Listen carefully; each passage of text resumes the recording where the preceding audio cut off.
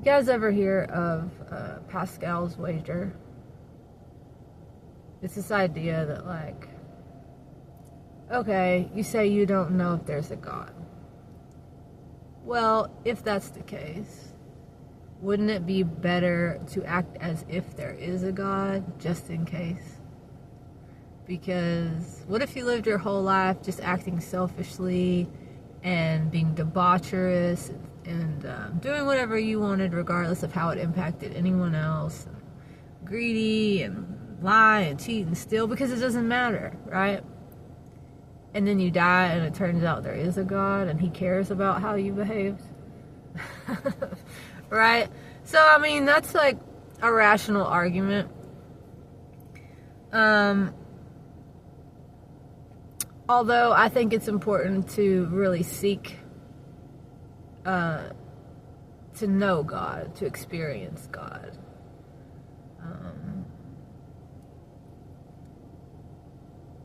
I think we should act according to what our heart tells us is true, and we should always be seeking the truth. And I do believe that I believe in God. I believe God is real. And here's the thing. I don't believe God is real. I know God is real. And that's the thing about God. It's not a belief thing. It's like, I don't have to believe my pinky is real. I know it's real. I feel it. I use it. Same thing with God. God moves through my life. God works miracles. God has always shown up for me and provided for me and revealed himself, herself miraculously. You know, I've had supernatural experiences.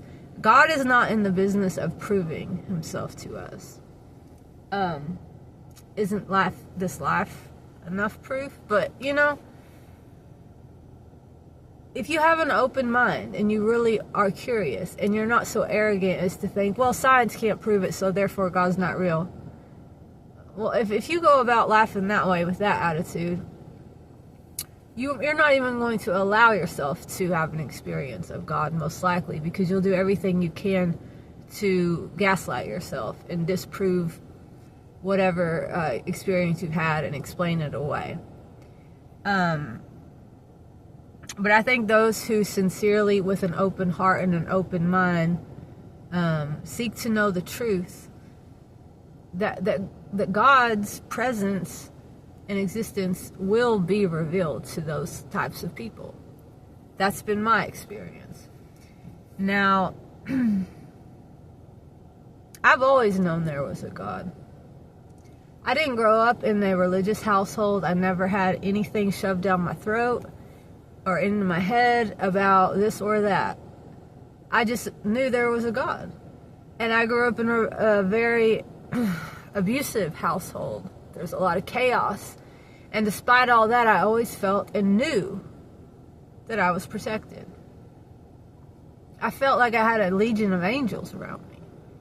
And I still feel that way. I think that's a lot of where, I'm not going to say I'm a fearless person, because I have fear. But I am a courageous person, because I know that God is with me. And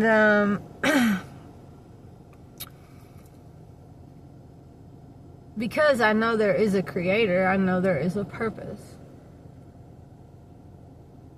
When you create something, you create it with a purpose in mind. And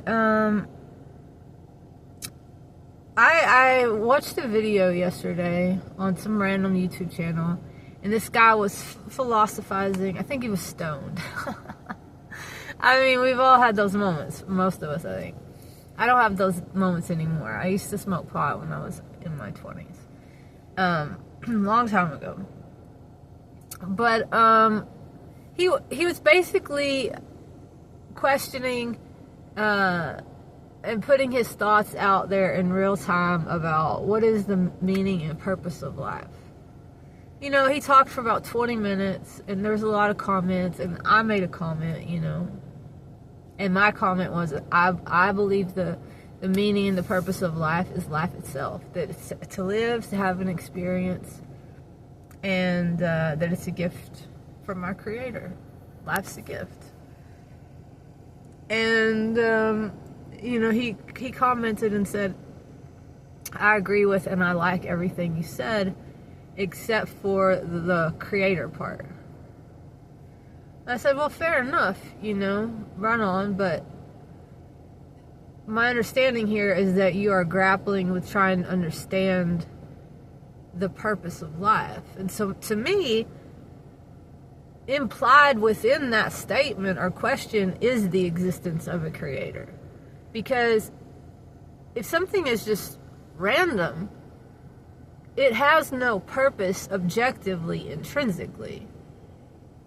Now, you may say, my life, I'm deciding it has a meaning and a purpose, and it's this. But that would mean everybody's life gets to have a different meaning or a purpose. But what this guy was talking about is life in general. What is the meaning of life? But also saying he doesn't believe in God. And I think those things are mutually exclusive. Like, they go hand in hand. If you think there is a meaning to life in general, that means somebody made life. Something made life and had embedded within it a meaning and a purpose. That's the implication there. And so that's what I told them. And I said, even us, like, we are creators. We know that. I make art. I make dinner. I can make babies. Okay? All of these things have purpose. Even art is like for the sake of beauty, for the sake of self-expression. Dinner, the purpose of that is to nourish myself. What is the purpose of making a child? To give it life. So I am made up of and containing life, and I can make a new life and give a new life. I'm a creator of life. Okay? That's purposeful. So it stands to reason to me, logically, that there was an original giver of creator of life. If I'm a creator of life, who gave it to me? My parents. But who gave it to them? Their parents. But who gave it to the very first living being? A creator. That's where I'm coming from. So I don't think anybody can be logically convinced, or I don't think God is an intellectual understanding. But I do think it is important to use our brains and to philosophize and to think deeply, because I think that is a sign of actually wanting to know, desiring to know. It's important to think deeply and to use our rationality and our logic, but we have to also combine it with our heart. And then these things together and all of our senses working together give rise to our intuition, which is beyond our intellectual understanding. It's like it's this emergent property, and it's the way that God speaks to us, I believe. So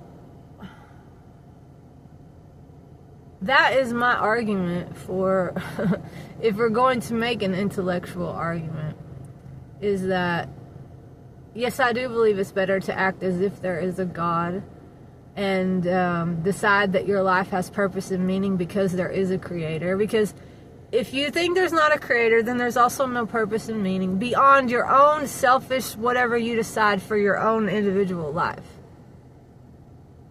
Okay? I think there's a lot of people that don't believe in God, and you see that in the way they lead their lives. They act selfishly. They do not ascribe to the idea that there is an overarching, larger, objective meaning to all of this. And because of that, they just act selfishly.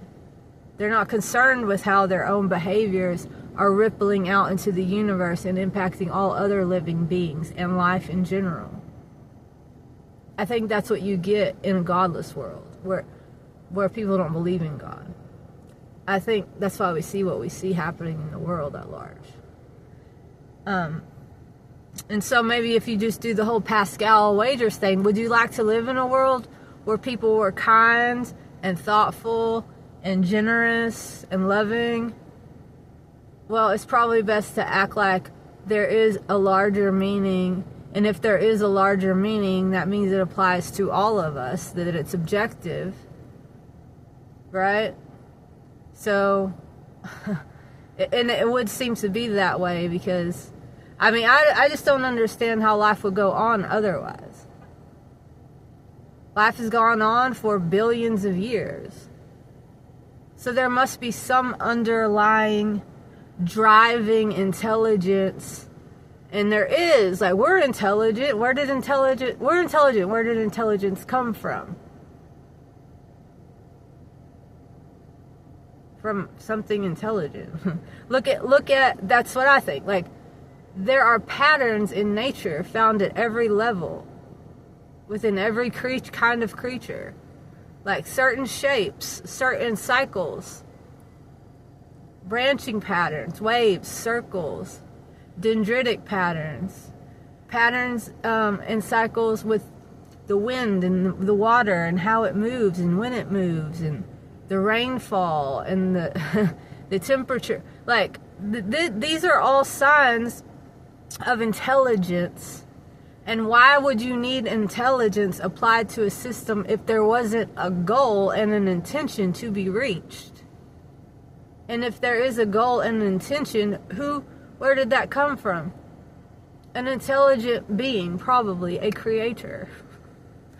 So,